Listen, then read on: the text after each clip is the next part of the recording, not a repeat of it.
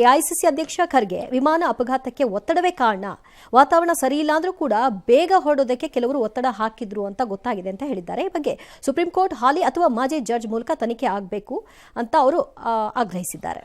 ಅಮಿತ್ ಶಾ ರಾಜೀನಾಮೆ ಕೊಡಿ ಅಂತ ಸುಬ್ರಹ್ಮಣ್ಯಂ ಸ್ವಾಮಿ ಬುರುಡೆಗಳೆಲ್ಲ ಈ ದೇಶದ ರಾಜಕಾರಣಿಗಳಿದಾರಲ್ಲ, ಈ ಬ್ರೈನನ್ನು ಯಾವ ಮ್ಯೂಸಿಯಂಗೆ ತೊಗೊಂಡೋದ್ರು ಅವ್ರು ಯಾರೂ ಇಟ್ಕೊಳ್ಳಲ್ಲ, ಯಾರಿಗೂ ಬೇಡ. ಯಾಕಂದ್ರೆ ಬೇರೆ ಬೇರೆ ಪದಾರ್ಥಗಳನ್ನೆಲ್ಲ ಹಾಳು ಮಾಡಿಬಿಡುತ್ತೆ ಈ ಬ್ರೈನ್ಗಳು ಅಂತ ಏನು ಕಚಡಾರಿ ಥೋ. ವೆದರ್ ಇದಿದ್ರೆ ಯಾವನೋ ಹೇಳ್ಬಿಟ್ಟ ಆಲ್ ರೈಟ್. ಈಗ what is the connection between the weather and this crash? Possible, all right.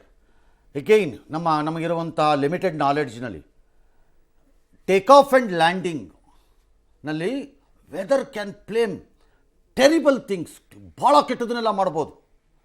It can push the aircraft from one side to the other side, ಅನ್ನೋನ್ನು ವ್ಯಾಕ್ಯೂಮಲ್ಲಿ ಆಗ್ಬೋದು, ಆಗಲ್ಲ ಅಂತ ನಾನು ಹೇಳಲ್ಲ. ಅಂಥದ್ದೇನೂ ಆಗಿಲ್ಲ, ಅಲ್ಲಿ ಕಾಣಿಸ್ತಾ ಇರೋದು ನೋಡಿದ್ರೆ ಮೇಲ್ನೋಟಕ್ಕೆ ಗೊತ್ತಿಲ್ಲ. ಆಮೇಲೆ ಪರಿಣಿತರು ಏನು ಹೇಳ್ತಾರೋ ಬಿಡ್ತಾರೋ ನಮಗೆ. ಎಲ್ಲ ವಿಮಾನಗಳ ಸೇವೆಯಲ್ಲೂ ಒಂದನ್ನು ನೆನಪಿಟ್ಕೋಬೇಕು, ವಿಮಾನ ಹಾರಾಟ ಮಾಡುವುದು ಅಪಾಯಕಾರಿ ಅಲ್ಲ. ವಿಮಾನ ಮೇಲಕ್ಕೆ ಹತ್ತುವುದು ಆ ಸಮಯ, ವಿಮಾನ ಕೆಳಕ್ಕೆ ಇಳಿಯುವುದು ಆ ಸಮಯ the most dangerous time. Take off and landing ಇದು ಎರಡು ಮೋಸ್ಟ್ ಡೇಂಜರಸ್ ಪೀರಿಯಡ್ಗಳು.